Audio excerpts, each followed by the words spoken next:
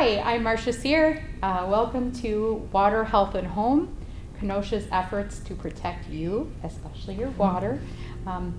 This is Curt Czarnecki from the Kenosha Water Utility, and he's going to be our expert today. He's going to talk about Kenosha's water and remediation efforts that might be available to you and take individual questions. So I'll turn it over to you, Curt. Thank you very much. Thanks for having me.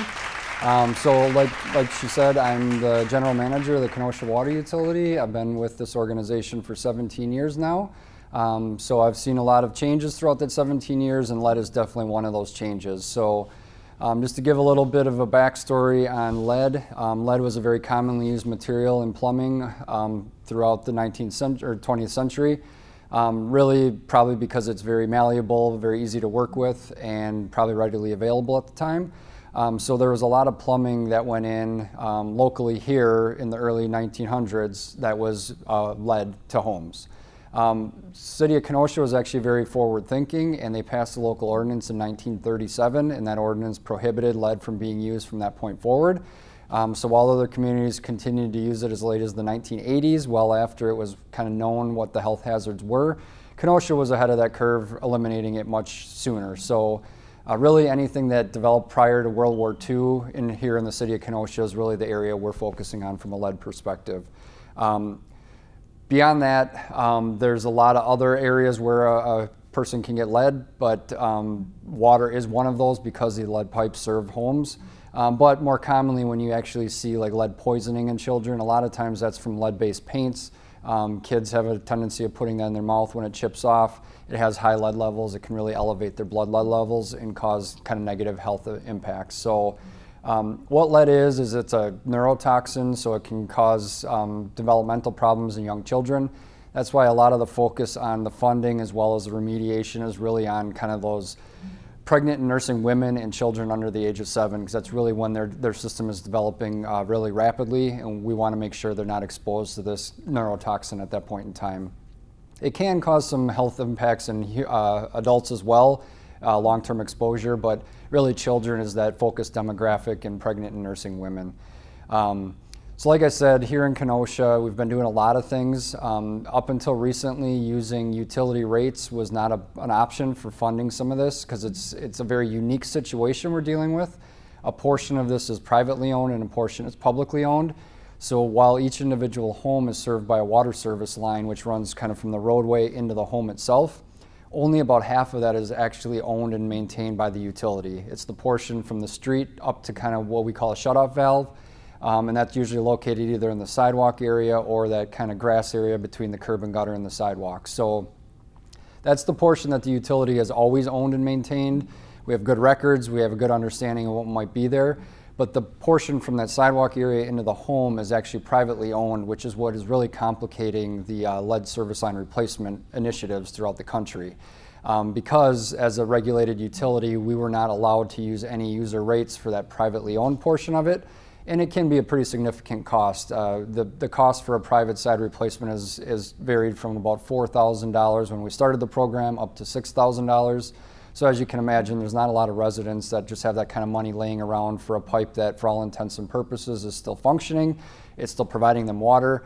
It's just that it was constructed of a material that nowadays we know is not, it's not really conducive to a drinking water environment. So really what brought awareness to lead in drinking water was the crisis that happened in Flint, Michigan. So if you're not aware, that community changed their source water. It had different water chemistry, and there wasn't enough testing done in advance. So what they found was the more corrosive nature of the new source water allowed really high levels of lead to leach into the drinking water, which was provided to the whole local community. And then afterwards, even after some of those hazards were known, I think it wasn't really acted on in a really immediate fashion. So what that resulted in is a significant number of people that got a high level of lead exposure. I think that a series of bad decisions there and bad policy really led to an overreaction from kind of some of the regulatory agencies, and there's a lot of new regulations that are being put in place as a result of that. A lot of those are good. A lot of them are moving in a good direction to be more transparent with residents, but again, a lot of utilities like Kenosha take our responsibility very seriously. So we were looking at lead and addressing lead far before Flint, Michigan crisis happened. It's just that unfortunately that kind of really rolled into some very restrictive policies and regulations that now are in place. So locally here in Kenosha, we've been putting in a corrosion inhibitor in the drinking water for decades. So what the premise behind that is it's a phosphate-based material that actually is installed at the drinking water plant, and it goes throughout our distribution network and it coats the inside of pipes.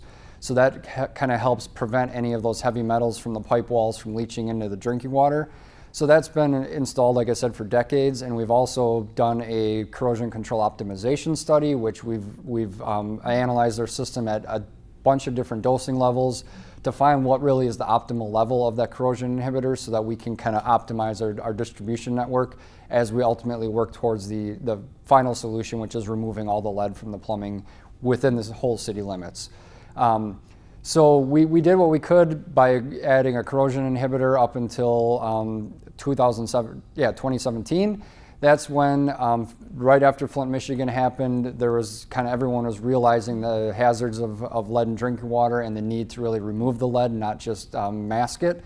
So that is when the legislators in Wisconsin actually put forth some legislation that allowed local water utilities like Kenosha to use some of their rates to help offset the cost for private property owners. So up until that point, like I said, a portion of that was privately owned. We weren't able to contribute towards any of that cost, but that legislation actually allowed us to contribute up to 50% of that cost. So as Kenosha tends to be, we were one of those on the forefront of this. So our former general manager, Ed St. Peter, got Kenosha to be the first approved community within the state of Wisconsin to be able to use rates to help reduce the cost to local homeowners. So in 2018, we got all the necessary construction authorizations from the Public Service Commission of Wisconsin, DNR, and we implemented the local program here to help residents essentially remove the lead. So between like 2018 and 2021, that was the only funding mechanism we really had available. We were trying to make as much money available to as many people as possible, and it was a completely voluntary program, so we weren't forcing anyone to do anything. It was just making the resources available to them and educating them along the way on what lead hazards are, as well as how they could mitigate their exposure to it. Well, then following the pandemic, federal government made a lot more resources available for lead service line replacement. So for the last several years, I think this is the fourth year now, Kenosha has been very fortunate to receive significant grant dollars in order to reduce and remove lead. So we were fortunate enough to get what's called Safe Drinking Water Loan Funding. So that's state revolving funding through the state of Wisconsin, and a lot of it is coming through the federal government. And this actually allowed us to provide 100% grants to homeowners so that they would have no out-of-pocket cost for any lead service line replacement.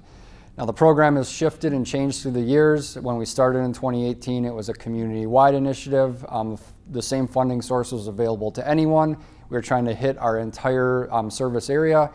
Once some of this federal funding became involved and some of the conditions were placed upon that federal funding, it had to be narrowed down, and we have several different programs now. So actually in 2025, we have 3 different programs available depending on where your property is located and what census tract it's located in. So we have our original 2018 program that uses the customer rates to help offset up to 50%. We also have 100% grants in 6 of the census tracts where you can hire an outside pre-qualified contractor that we vetted out. And then the third one that we just started this year is actually a municipal bid. So we actually put out a pretty significant amount of properties to be replaced throughout the 2025 construction season.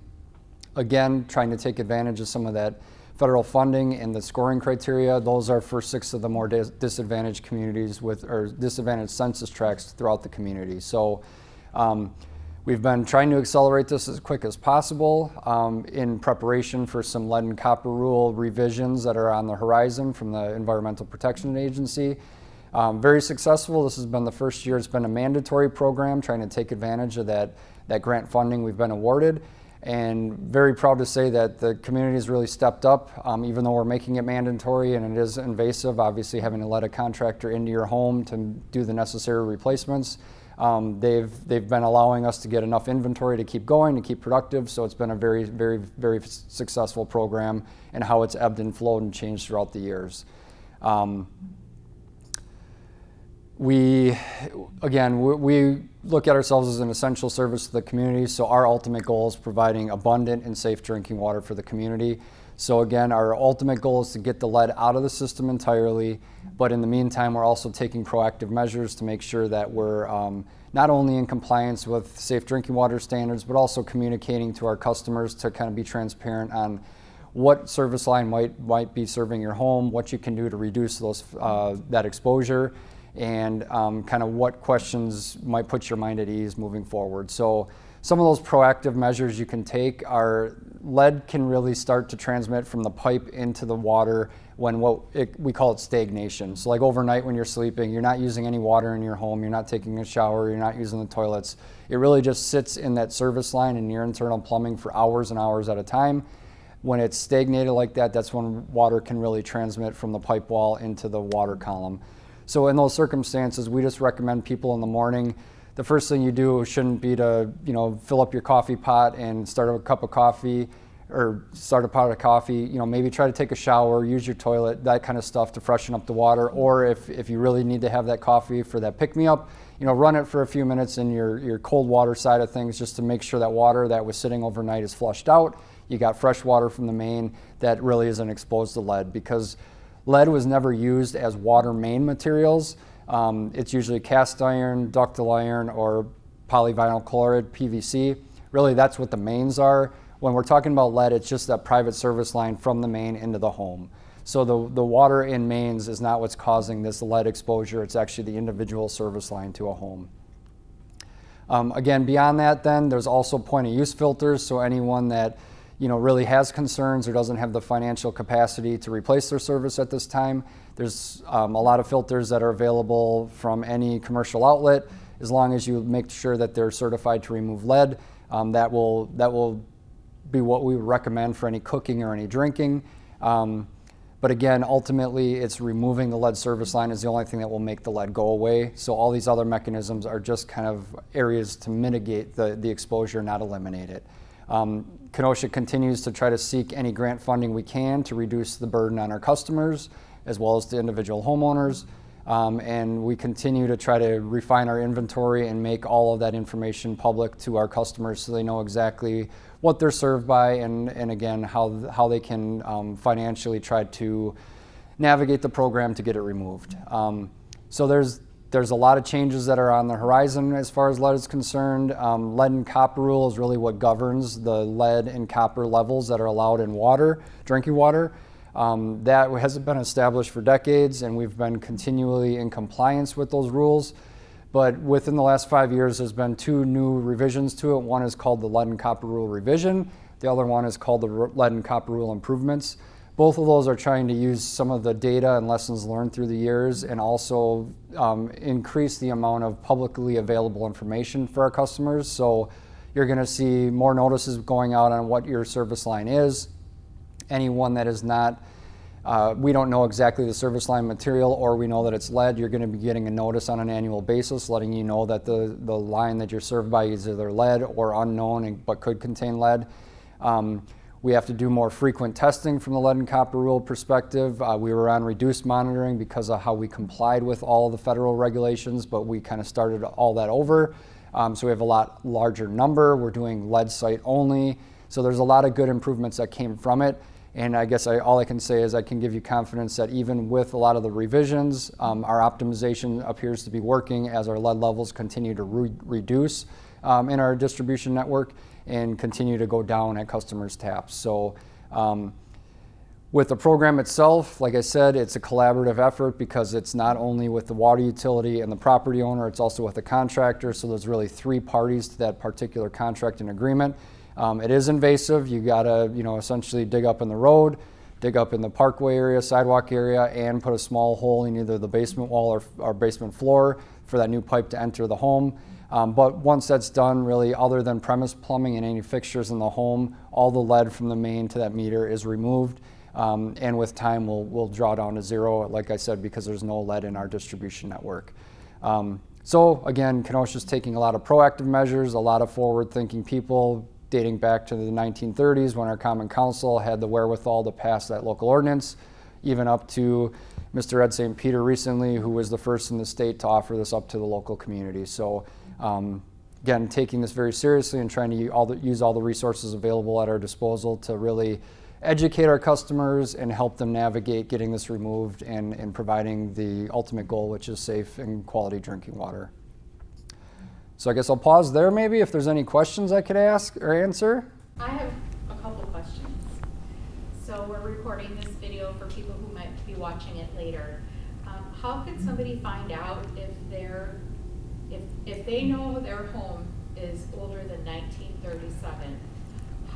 What would be the first step for them to check if they have a lead service line? Yep, so there's a couple of things I'll point to. First and foremost, the easiest way to tell is to look at where the water service enters your basement. It's, like I said, typically through the floor or through the wall. And as it enters, if it's lead, there's a telltale sign, and I can hand this around in a bit, but as it enters, there's a pipe and then you see like this bulb. The bulb is essentially where they're transitioning from lead pipe to a different material type, and that is really the telltale sign. So if you go in your basement and you see this, 99% chance you're served with lead. If you're uncomfortable making that determination yourself, we've sent out a series of postcards to people, and we're willing to, if you can snap a photo and email it to us, if you can set up an appointment for us to get in the home when we're doing any other maintenance activity, we'll come in, we'll assess what it is, and we'll let you know what it is. If you're looking at a little bit, like maybe it's not clear, you can't really tell if it's that bulb that I'm referring to, the county has a mapping system. It's called GIS, Geographic Information System, and they have a lot of data on a lot of properties throughout the entire county. So you can go in there and you can click on your particular parcel, and you can see the date of when the structure was built. And not everyone is populated, but more often than not, you can get a date of construction of your home. We also have a dedicated page on our website. So if you go to the Kenosha Water Utility website, you can just Google Kenosha Water Utility, or to take it even a step forward, Kenosha Water Utility lead service lines. It'll go right to our dedicated page, and we actually have a map for everyone that you can click on, type in your address, it'll zoom into it, and it'll tell you, it really has it broken down into 4 different criteria. If it's lead or galvanized requiring replacement, those are 2 classifications that essentially both are considered lead. It'll very clearly have a color-coded box on your property saying you have lead or galvanized requiring replacement. There's a second color of unknown, likely lead. That means that we don't know exactly what the material is, but the main was installed prior to 1937, which shows us that there's a high likelihood that you could be served by lead. Then there's also 2 more designations. There's the not lead, it could be copper, it could be plastic, it could be a different material. Those, if we have a record of it, it'll be clearly defined in that portal. And then the 4th one is unknown, but likely not lead. So there's plenty of homes, let's say in the 1980s that were constructed where we don't know what the private plumbing material was because really we never owned or maintained it. So we don't have good records of it, but we can demonstrate that it was installed after 1937. The main was installed after 1937 and the house was constructed after that date. So there's really no likely cause of lead other than potentially some fixtures that might have leaded brass in it and whatnot, but that's not something we can control as a utility. So those are a few tools I would point customers to kind of research how their home is served and if they might have lead.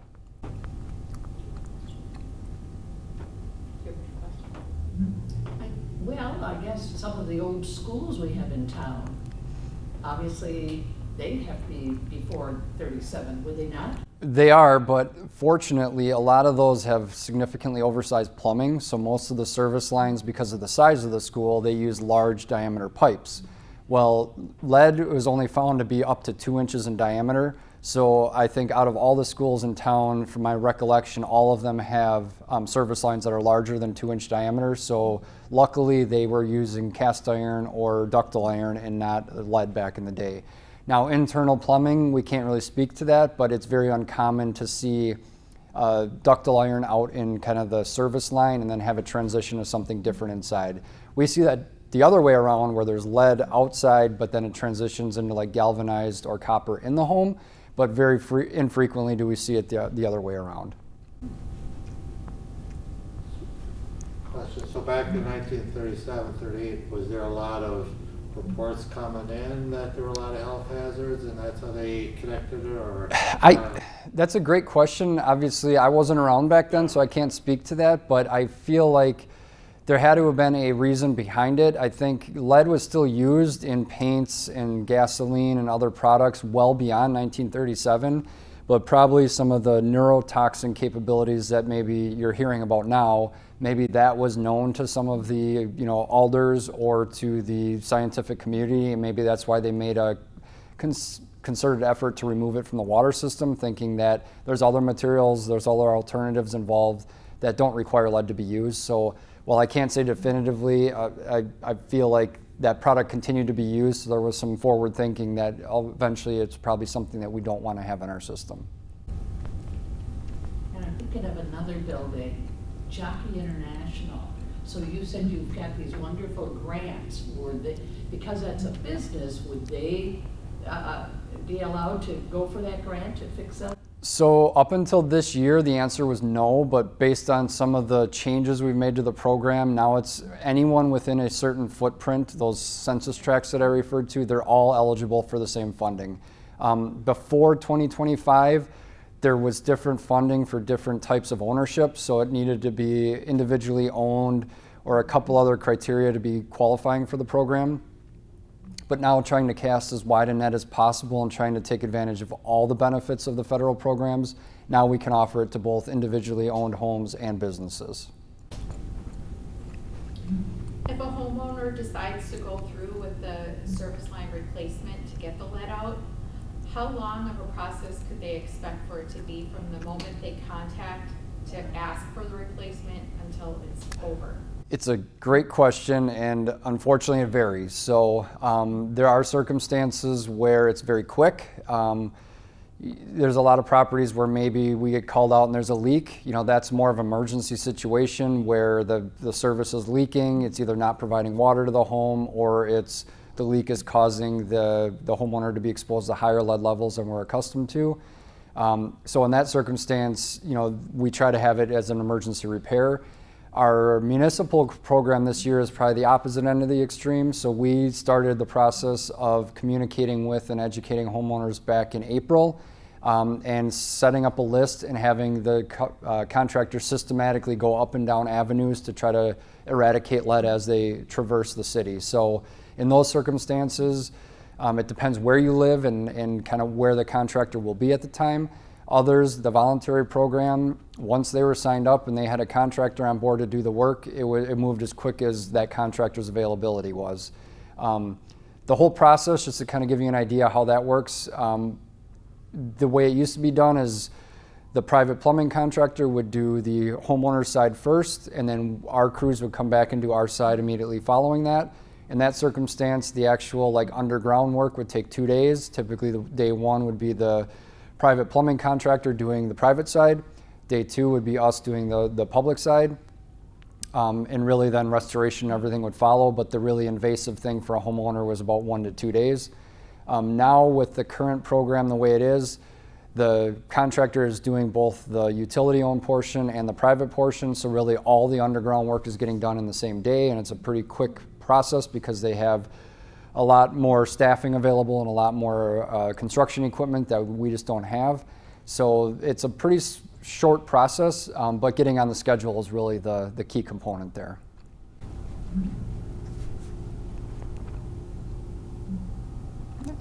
I have another question about water. It doesn't necessarily deal with lead. I think there's quite a few people in the community that might be interested to hear about how Kenosha is dealing with fluoride in the water. And could you comment on that?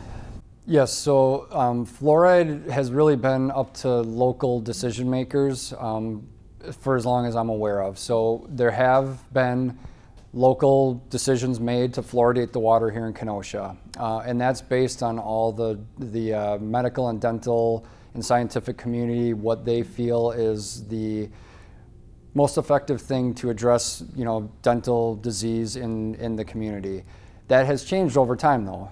Back when fluoridation of drinking water began, fluoride wasn't available in a lot of products that it currently is. Now you see it in almost every toothpaste and mouthwash. It can also be in some types of foods.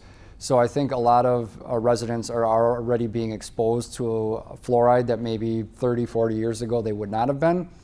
With that being said, the optimized level within a drinking water system has changed through the years because of these other sources that are available. So we continue to monitor all the scientific data that's available. We continue to follow best recommendations, and we ultimately, defer to our local elected officials to make that determination on whether we install it or not. We're currently dosing it at the optimized level that the CDC has determined to be that optimized level. And we continue to monitor to see if that level changes with time, if we need to make any local changes to that regulation. But what I can tell you though is there's a lot of naturally occurring sources of water that are much higher fluoride levels naturally than we're putting in municipally. So there's groundwater tested that's been 4 or 5 times higher than the local fluoride level, just naturally occurring. So there's not a lot of attention always drawn to that. It's more of the added fluoride. But again, we try to keep up to date on all the new scientific data that's out there and all the recommendations from the health and dental community as well as the federal government. Interesting.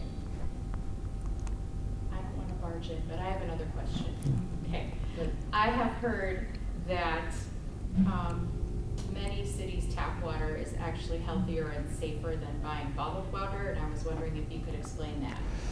Yes, great question, and I think it is definitely a misconception with a lot of consumers. A lot of people see bottled water, they see all the marketing campaigns that these bottling companies use.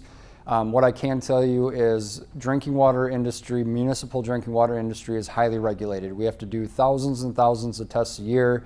We have to abide by every safe drinking water standard. There's a lot of testing, there's a lot of documentation, there's a lot of regulation that goes into it. Much lower levels of regulation on bottled water, and definitely we don't have the marketing dollars as a municipal entity like a private entity does to market their product, but I can tell you that I have full confidence that what is being supplied to you by your municipal source is not only safe, but it's passing all necessary drinking water standards. And it would probably surprise a lot of consumers. A lot of bottled water products are actually just repurposed municipal sources. We have a bottler within our service area that uses Kenosha water and puts it under their label. They obviously do treatment on site and do different additions or subtractions to that water, but it is ultimately sourced from the Kenosha Water Utility plant and goes right into their facility for treatment and bottling.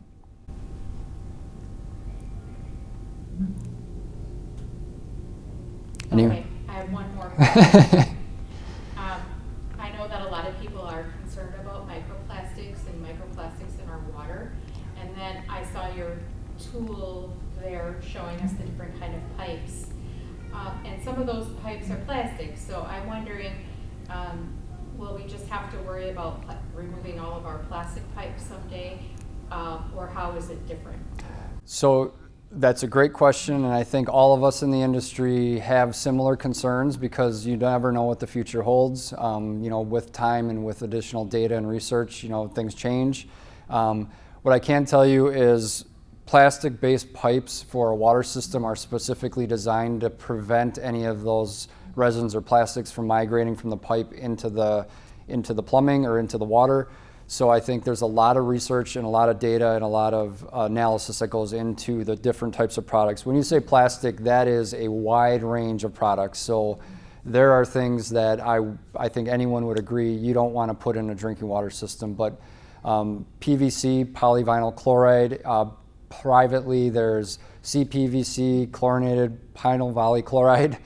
There's also HDP, high density polyethylene. All of these kind of go through a rigorous process through like NSF certification to make sure that they're safe for the environment they're going to be used in, which is a drinking water system. So again, things can change, and with being installed for 50 or 100 years, maybe it breaks down differently over time that you can't really simulate in a lab. But again, all these products are approved by all the national agencies, all the certification agencies, and there's a lot of data that goes into the products that are specified in all of our contracts.